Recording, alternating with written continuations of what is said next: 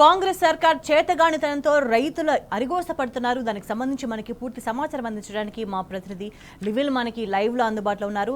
లివిల్, నిజంగా ప్రభుత్వానికి పరిపాలన చేతగాక పంటలను నిజంగా కలకల్లాడుతూ పచ్చగా కలకల్లాడుతూ వ్యవసాయం చేసుకుంటున్న పంట పొలాలన్నీ కూడా ఇవాళ ఎండిపోతున్న దారుణమైన పరిస్థితి. రైతులకు వ్యవసాయం అంటే భవిష్యత్ అంటే ఏంటి అంటే ప్రశ్నార్థకంగా మార్చిన ఒక దుస్థితి కనిపిస్తుంది. కేవలం ముందు చూపు లేకపోవడం, ఉద్దేశపూర్వక నిర్లక్ష్యం కారణంగానే ఇవాళ ఇటువంటి పరిస్థితి దాపురించింది. తెలంగాణలో రైతులకని భావించాల్సిన అవసరం కనిపిస్తుందా? ఇవాళ రాష్ట్రంలో దాదాపు జనాభాలో 60% మంది వ్యవసాయం పైన ఆధారపడి ఉంటారు. వారంతా కూడా రైతులే. ఆ రైతులు ఖచ్చితంగా ఇవాళ వారు చేసిన పనుల వల్లనే ఇవాళ దేశం కావచ్చు, ఇటు రాష్ట్రంలో జీడిపి పెరుగుతుందని చెప్పేసి కూడా లెక్కలు ఉన్నాయి. ఆ లెక్కలకు అనుగుణంగానే ఏ రాష్ట్రమైనా ఏ ప్రభుత్వమైనా రైతాంగానికి సంక్షేమానికి పెద్ద ఎత్తున నిధులు కేటాయిస్తాయి. ఆ రైతాంగానికి ఆదుకునే విధంగా సంక్షేమ కార్యక్రమాలు నిర్వర్తిస్తాయి. కానీ ఈ కాంగ్రెస్ ప్రభుత్వం 16 నెలల పాలనలో పూర్తిగా నిర్లక్ష్యం అయిపోయింది, పూర్తిగా అస్తవ్యస్తం అయిపోయింది వ్యవసాయ రంగం అని చెప్పుకోవచ్చు. ఇవాళ ఎక్కడ చూసినా వ్యవసాయం రైతులంతా కూడా అరిగోసపడుతున్నారు. ఎక్కడైతే రైతులు ఏదైతే గతంలో రైతులు సంతోషంగా చాలా హ్యాపీ అంటే రైతు వ్యవసాయం అంటే ఒక పండుగలా చేసిన వ్యవసాయం ఇవాళ దండుగలా తయారైంది. ఇవాళ రైతులు పూర్తిగా వారు ఒక ఆత్మస్థైర్యాన్ని కోల్పోయి ఒక పూర్తి ఆందోళన చెందుతూ ఇవాళ ఆత్మహత్యలు చేసుకోవాల్సిన పరిస్థితి ఈ రాష్ట్రంలో ఏర్పడిందంటే రైతాంగం ఏ విధంగా దిగజారిపోయింది, వాళ్ళ రైతాంగం పరిస్థితి ఏ విధంగా దిగజారిపోయింది, రైతులంతా కూడా ఏ విధంగా ఆందోళన చెందుతున్న దానికి నిలువుటద్దాం ఇవాళటి తెలంగాణ రాష్ట్రంలో రైతులు పడుతున్న గోసలు, రైతులు చేసుకుంటున్న ఆత్మహత్యలు. అయితే ప్రభుత్వం వచ్చి 16 నెలలు అవుతుంది, రైతు సంక్షేమానికి నిధులు లేవు. కనీసం ఆ దిశగా సమీక్షలు కూడా కరువైపోయాయి. ఇవాళ ఆదిలాబాద్ నుంచి మొదలు పెడితే అలంపూర్ వరకు, ఇటు ఖమ్మం నుంచి మొదలు పెడితే కరీంనగర్ వరకు ప్రతి ఊరిలో, ప్రతి మండలంలో, ప్రతి నియోజకవర్గంలో ఎక్కడ చూసినా రైతుల నిరసనలు నిత్యం కనిపిస్తున్న పరిస్థితి ఉంది. కానీ ప్రభుత్వం ఆ దిశగా కనీసం కూడా సమీక్ష చేయడంలో పూర్తిగా వైఫల్యం చెందిందని చెప్పుకోవచ్చు. ఇవాళ వ్యవసాయ శాఖ మంత్రి ఉన్న ఖమ్మం జిల్లాలో సైతం ఇవాళ రోజుకు రైతులు ఆత్మహత్య చేసుకోవాల్సిన దుస్థితి ఇవాళ ఏర్పడిందంటే వ్యవసాయం ఏ విధంగా ముందుకు పోతుంది, వ్యవసాయం పరిస్థితి ఏంది, రైతాంగం పడుతున్న బాధలు ఏందనేది మనం ఇవాళ అర్థం చేసుకోవాల్సి ఉంది. ఇవాళ కాళేశ్వరం ఒక సాకుతో అంటే గత ప్రభుత్వం చేసిన మంచి పనిని చెప్పడంలో చెప్పడంలో ఇష్టం లేక ఈ ప్రభుత్వం రైతులను ఇబ్బంది పెడుతున్న పరిస్థితి వాళ్ళ రాష్ట్రంలో ఏర్పడింది. అంటే కాళేశ్వరం నుంచి దాదాపు రోజుకు లక్షల క్యూసెక్ల నీటిని గంగపాలు చేసిన ఈ ప్రభుత్వం వాటిని ఒడిసిపట్టడంలో పూర్తిగా వైఫల్యం చెందింది. తద్వారా ఇవాళ రాష్ట్రంలో భూగర్భ జలాలు అడుగంటాయి. భూగర్భ జలాలు అడుగంటంతో పాటు వాళ్ళ చెరువులు ఎండిపోయాయి, కుంటలు ఎండిపోయాయి, చెక్ డ్యాంలు అడుగంటిపోయాయి. దీంతో రైతులంతా కూడా దీనస్థితిలోకి వెళ్ళారు. వారు మళ్ళొక్కసారి గత ఉమ్మడి రాష్ట్రంలో ఏ విధంగా అయితే బోర్లపైన, బావులపైన ఆధారపడి జీవించారో, వ్యవసాయం చేశారో మళ్ళీ ఆ పరిస్థితి తీసుకొచ్చారు. వాళ్ళ ఎక్కడ చూసినా దాదాపు 24 గంటల పాటు బోర్డులు నడుస్తున్న పరిస్థితి కనిపిస్తుందంటే వాళ్ళ భూగర్భ జలాలు ఎంత మేరకు అడిగంటిపోయాయనో మనం అర్థం చేసుకోవచ్చు.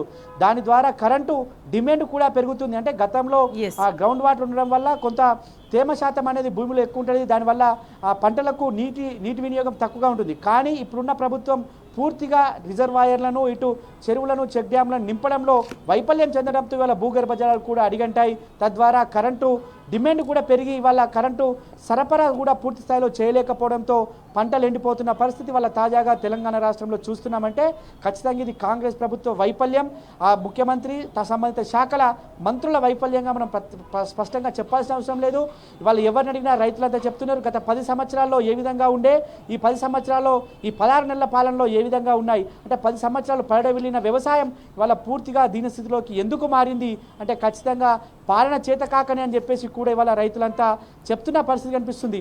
నిన్న ఏదైతే సూర్యాపేటలో జగదీష్ రెడ్డి కావచ్చు, ఇటు సిరిసిల్లలో కేటీఆర్ కావచ్చు, ఇతర జిల్లాల్లో కూడా మాజీ మంత్రులు ఎర్రబెల్లి దయాకర్రావుతో పాటు పలువురు మాజీ మంత్రులు, ఎమ్మెల్యేలు ఆయా రైతాంగానికి ధైర్యం చెప్పే క్రమంలో వారు చెప్పిన వారు చేసిన ఆర్తనాదాలు అంతా ఇంత కాదనే పరిస్థితికి వాళ్ళ ఈ ప్రభుత్వం తీసుకొచ్చిందంటే రైతులను ఏ స్థితికి తీసుకుపోయారనేది వాళ్ళ మనం చర్చించుకోవాల్సిన అవసరం ఉంది.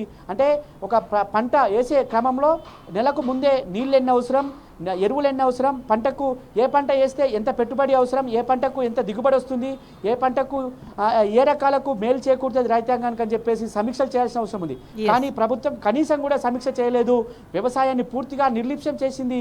వాళ్ళ ఆ వ్యవసాయానికి కావాల్సిన ఎరువుల సరఫరాలో కూడా ఈ ప్రభుత్వం వైఫల్యం చెందింది. నాడు ఉమ్మడి రాష్ట్రంలో ఏ విధంగా అయితే ఎరువుల కోసం చెప్పులు కావచ్చు, పాస్బుక్లు కావచ్చు లైన్లో పెట్టిన పరిస్థితి ఉందో ఇవాళ తాజాగా దానికి ఆధార్ కార్డు కూడా ఇవాళ లైన్లో పెట్టాల్సిన దుస్థితి ఏర్పడిందంటే వ్యవసాయాన్ని ఏ దిశగా తీసుకుపోయింది అనేది మనం ఇవాళ చర్చించుకోవాల్సిన అవసరం అయితే స్పష్టంగా ఉంది. ఇవాళ ఎద్దడిసిన వ్యవసాయం రైతు ఎడిసిన రాజ్యం బాగుపడదంటే ఇవాళ ఖచ్చితంగా ఇక్కడ ఉన్న కాంగ్రెస్ ప్రభుత్వం పరిస్థితి కూడా అదే విధంగా ఉంది. ఇవాళ చివరికి గొర్రెలను తీసుకొచ్చి వరి చేనులను మేపుకున్న దుస్థితి వాళ్ళ రైతుకి ఏర్పడింది. వాళ్ళ పంట పొలాలకు నీళ్లు లేక తడారక ఇవాళ ఎక్కడికక్కడ బీటలు బారి పొలాలు ఎండిపోతే పశువుల మేతకి వాళ్ళ ఎరువుల కోసం ఏదైతే ఎరువులు రాక కూడి వాళ్ళ పొలాలకు పూర్తి స్థాయిలో ఎరువులు చల్లలేకపోతున్నారు రైతాంగం. కరెంటు సరఫరా రాక పూర్తి స్థాయిలో కరెంటుతో సతమతం అవుతాయి, మోటార్లు కాలిపోతున్నాయి, స్టార్టర్లు పేలిపోతున్నాయి. అటు మెకానిక్ షాపుల చుట్టూ ఇటు మందు బస్తాల ఎరువుల కోసం ఎరువుల షాపుల చుట్టూ తిరగడమే రైతుకి వాళ్ళ పనిగా అయిపోయింది. ఈ ప్రభుత్వం నిర్లక్ష్యం ఎంతగా ఉందంటే రైతును పట్టించుకోనంత చేతగాని ప్రభుత్వంలో ఉందని చెప్పేసి కూడా ఎక్కడికక్కడ రైతులు నిలదీస్తున్న పరిస్థితి కనిపిస్తుంది. నీళ్ళిండి కూడా ఇవ్వలేని దుస్థితి ఈ ప్రభుత్వానిదని మనకు మరొకసారి స్పష్టమైంది. నిన్న సిరిసిల్లకెళ్ళి కేటీఆర్ స్వయంగా నీటిపారుదల శాఖ మంత్రికి ఫోన్ చేస్తే ఇవాళ ఉటావుటిన కదిలి ఇవాళ నీళ్ళు ఇచ్చేందుకు చర్యలు చేపట్టారు. ఇవాళ ఎర్రబెల్లి దయాకర్ రావు కూడా పాలకుర్తి నియోజకవర్గంలో నీటిపారుదల శాఖ మంత్రికి ఫోన్ చేస్తే తప్ప నీళ్ళు ఇవ్వలేని దుస్థితిలో ఈ ప్రభుత్వం అంటే రైతుల పట్ల వీరికి ఉన్న ప్రేమ ఎంతో అర్థమవుతుంది. కనీసం రైతుల పట్ల కనీసం కూడా సోయి లేదు. ఆయా వాళ్ళు ప్రాతినిధ్యం వహించే నియోజకవర్గాల రైతులకు కూడా ఇవాళ నీళ్ళు ఇవ్వలేని స్థితిలో ఈ ప్రభుత్వం ఉంది. ఈ ప్రభుత్వ పెద్దలు ఉన్నారంటే ప్రభుత్వం ఖచ్చితంగా రైతు వ్యతిరేక ప్రభుత్వం, రైతు వ్యతిరేక రాజ్యం నడుస్తుంది తెలంగాణలో అనేది మనకు స్పష్టంగా అర్థం చేసుకోవచ్చు. ఏ పంట ఎంత అయ్యాలో చెప్పలేని స్థితిలో ఈ ప్రభుత్వం ఉంది. బోనస్ అన్నారు, బోగస్ చేశారు, వాళ్ళ రైతు భరోసా అన్నారు, కనీసం కూడా దిక్కు లేకుండా చేశారు. వాళ్ళు ఎవరి కేసులో చెప్పలేదు. ఆ అప్పులకు మిత్తి కట్టడానికి కూడా వాళ్ళ రైతులకు మిత్తి లేక కూడా భరించలేక వాళ్ళ ఆత్మహత్యలు చేసుకోవాల్సిన దుస్థితి ఏర్పడిందని చెప్పేసి కూడా రాష్ట్రంలో రైతాంగం చర్చించుకుంటున్న పరిస్థితి కనిపిస్తుంది. స్వేచ్ఛ.